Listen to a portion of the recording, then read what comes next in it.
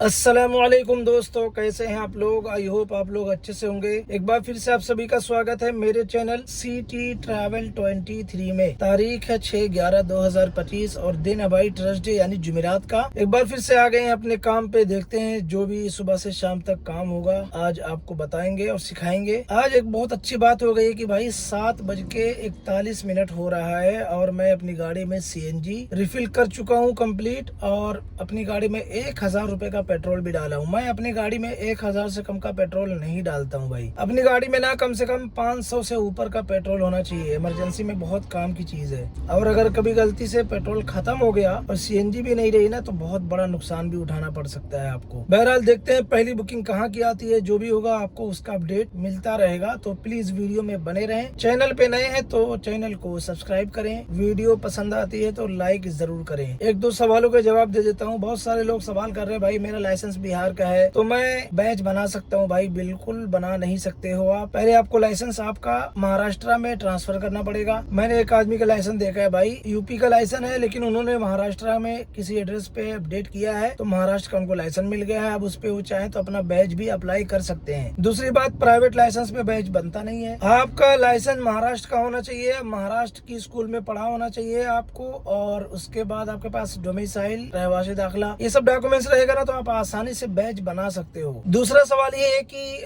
कुछ लोग बोलते हैं भाई अगर रेंट पे गाड़ी चलाएंगे तो क्या खर्चा आता है। तो भाई देखो यहाँ पे ना गाड़ियाँ 2-3 तरीके से चलती है। एक होता है परसेंटेज वाइज लोग चलाते हैं गाड़ी, 60 और 40%। 60% मतलब होता है मालिक का और 40% होता है शायद ड्राइवर का। ऐसा कुछ सिस्टम है। तो मालिक 60% ले रहा है, यानी अगर आप 1000 रुपए कमाएंगे तो 600 रुपया मालिक को आप देंगे। तो मालिक की जवाबदारी क्या क्या होती है, गाड़ी की पूरी सर्विसिंग कराना, गाड़ी का पूरा मेंटेनेंस, पेपर वर्क, सब कुछ मालिक देखेगा। आपको सिर्फ पंचर बनवाना रहेगा। अगर गाड़ी खराब हो जाती है, पंचर हो जाता है तो आप करवा के देंगे। बाकी आप गाड़ी चलाएंगे, ईमानदारी से कमा के पैसा देंगे मालिक को। नंबर 2 पे है कि भाई बहुत सारे लोग गाड़ियां रेंट पे चलाते हैं। तो रेंट पे ऐसे होता है कि कहीं 1200, 1300, 1400 रुपया सेडान गाड़ी का रेंट है। वैगनार का और अर्टिगा का अलग अलग है, उसके बारे में मुझे पता नहीं है कंफर्म, तो मैं उसके बारे में आपको बता भी नहीं सकता हूँ। तीसरा ऑप्शन है कि बहुत सारे लोग सैलरी पे चलाते हैं। महीने की 20,000, 25,000 रुपया कुछ सैलरी रहती है, उसके हिसाब से वो लोग गाड़ी चलाते हैं। ये 3 तरीके हैं महाराष्ट्र के अंदर या मुंबई के अंदर गाड़ी चलाने के। और अगर कोई यहाँ पे है, महाराष्ट्र में रह रहा है, पहले से कोई नौकरी कर रहा है, उसको अगर गाड़ी नहीं मिल रही है भाई तो उसमें मैं आपका कोई योगदान नहीं दे सकता हूँ। आप ऑनलाइन खुद सर्च करो, पता करो गाड़ी कहाँ मिलती है। ऑनलाइन आजकल हर चीज अवेलेबल है। यूट्यूब पे भी देख सकते हो, वीडियो में लोग बता देते हैं अपना एड्रेस। और क्रोम ब्राउजर में भी आप रेंट की गाड़ी कहाँ मिलती है ऐसा कुछ लिख के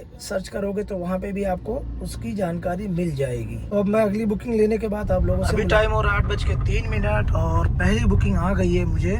नियर बाई है, देखो 300 मीटर से पिकअप करना है भाई, कोपरखैरने सेक्टर 11 से।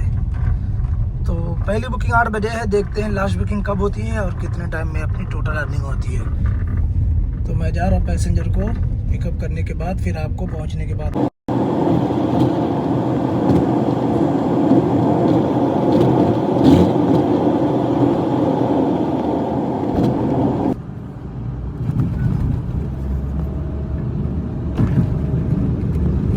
अभी टाइम हो रहा है भाई 9:05। 8 बजे ये पहली बुकिंग मिली थी मुझे और 57 मिनट में पहली बुकिंग कंप्लीट हो गई है। सेक्टर 11 कोपरखैरने से BKC का डिस्टेंस था 22 किलोमीटर और पैसा मिला है 544 रुपया। 57 मिनट लगा है टाइम। और अब यहाँ से मैं निकल रहा हूँ और देखता हूँ वाकोला की तरफ, अगर वहाँ पे बुकिंग मिल जाती है फौरन तो वाकोला जाऊंगा। उसके बाद देखते हैं कहाँ की बुकिंग आती है। अगर थाने साइड की बुकिंग आ जाएगी तो बहुत अच्छा हो जाएगा। वहाँ से थाने और नवी मुंबई की बुकिंग बहुत आती है भाई वाकोला से।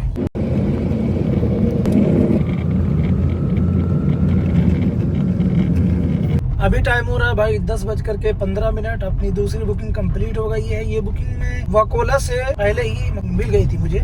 जैसे ही BKC से वाकोला गए तुरंत बुकिंग मिल गई 5-10 मिनट के अंदर ही अंदर। 49 मिनट टाइम लगा है। 25 किलोमीटर डिस्टेंस था लेकिन पैसा 408 रुपये मिला है। ये बुकिंग इसलिए लिया भाई कि वहाँ पे टाइम खराब नहीं करना चाहता था, और मैं सोचा जब मुंबई के बाहर जाऊँगा तो वापस से अच्छी बुकिंग मिलने का चांस रहेगा 11 बजे से पहले। अब यहाँ से मैं निकल रहा हूँ, सोच रहा हूँ कोपरखैरने की तरफ जाऊँ और दूसरी बुकिंग एक्सेप्ट करूँ भाई, क्योंकि अभी पौना घंटा बाकी है 11 बजने में। तो एक बुकिंग अभी मुझे मिल सकती है अच्छे प्राइस में।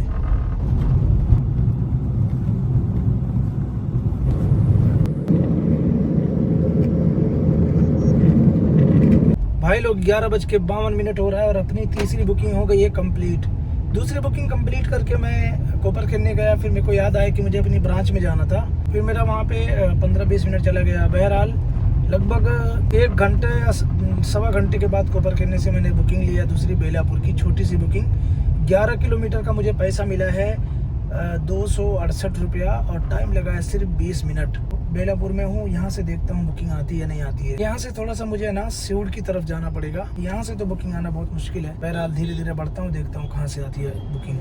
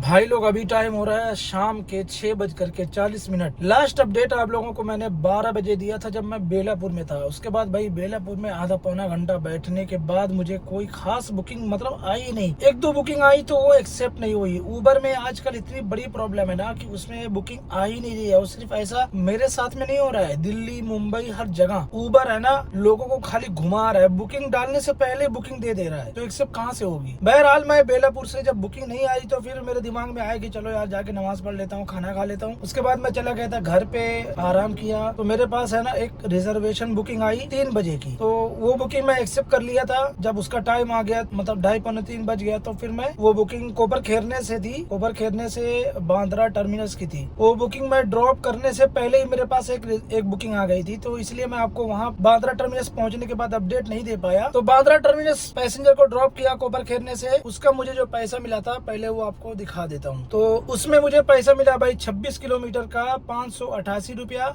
और टाइम लगा था 1 घंटा 18 मिनट। उसके बाद वहाँ पे ड्रॉप करते साथ ही मुझे एक बुकिंग आती है सीधे खालापुर गो इंटरसिटी में। ये बुकिंग 72 किलोमीटर का, इसे मुझे पैसा मिला है 1440 रुपया और टाइम लगा है 1 घंटा 55 मिनट। तो खालापुर ड्रॉप करने के बाद मैं थोड़ी दूर और आया हूँ करजत चौक की तरफ, साइड में गाड़ी लगा करके आराम से वीडियो शूट कर रहा हूँ आप लोगों को इसका अपडेट देने के लिए। और मैं यहाँ से धीरे धीरे करजत चौक की तरफ बढ़ रहा हूँ, हो सकता है कहीं से बुकिंग मिल जाए। तो अगर बुकिंग मिल जाएगी तो बहुत अच्छी बात है, शाम का टाइम है बुकिंग मिल भी सकती है, क्योंकि यहाँ पे जो कंपनियां हैं वो लोग जब रिटर्न जाते हैं या कोई लोग इधर आए हुए रहते हैं उनको जाना होता है तो यहाँ से बुकिंग मिल जाती है मुंबई साइड या पनवेल की। तो देखते हैं कहाँ की बुकिंग मिलती है, फिर आगे उसका आपको अपडेट देता हूँ। देखो भाई लोग, करजत चौक से 5 किलोमीटर अंदर आ करके इतने घने जंगल में से मुझे बुकिंग आई है। जा रहा हूँ पिकअप करने के लिए। पैसेंजर को मैंने फ़ोन किया तो बोला भाई हमको पनवेल स्टेशन जाना है, तो जा रहा हूँ पिकअप करने। देखो बहुत ही खतरनाक रास्ता है यार ये तो। अभी मैं उसको फ़ोन किया कि यार ये तो बहुत घना जंगल है भाई। बोलता है हाँ वो ऐसे ही है। बोलता है हम लोग के पास भी 4 व्हीलर गाड़ी है, लेकिन हम लोग के साथ में 3 लोग एक्स्ट्रा हो रहे हैं, इसलिए हम लोग एक गाड़ी बुक कर रहे हैं। देख रहे हो कहाँ से बुकिंग आ जाती है भाई उबर में।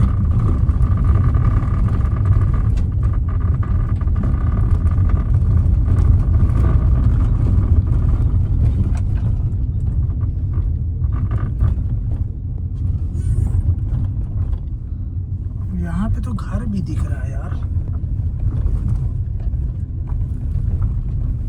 एकदम गांव के जैसा छोटा छोटा वो है रास्ता, वैसे ही है।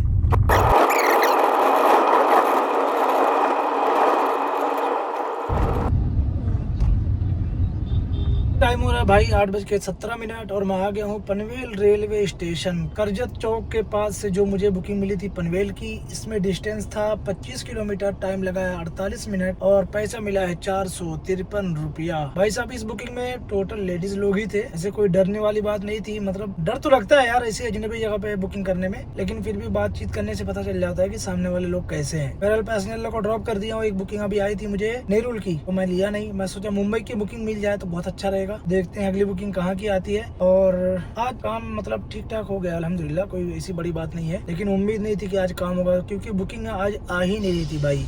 अब पता नहीं नेटवर्क का प्रॉब्लम है या क्या प्रॉब्लम है, मुझे मालूम नहीं है, लेकिन ऊबर में आजकल दिक्कत चल रही है, बुकिंग आ नहीं रही।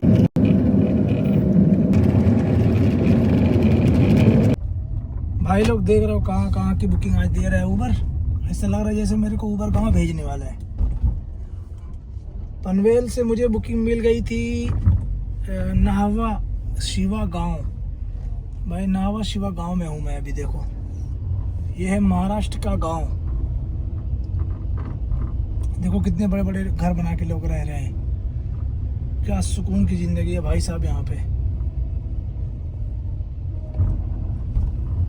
और ये पहाड़ी पे है, मतलब ये पहाड़ी एरिया है नाहवा शिवा।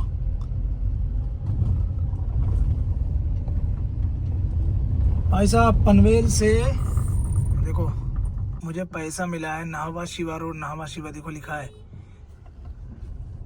22 किलोमीटर का 451 रुपये मिला है। 43 मिनट टाइम लगा है भाई साहब। और मैं यहाँ से अब निकल रहा हूँ उल्वे की साइड। उल्वे यहाँ से लगभग 4 से 5 किलोमीटर है, शायद 5 किलोमीटर के आसपास।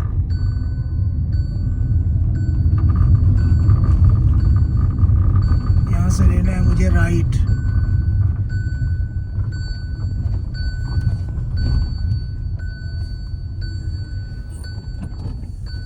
अभी रात के टाइम हो रहे हैं भाई 10:59, यानी कि 11 बज गया है।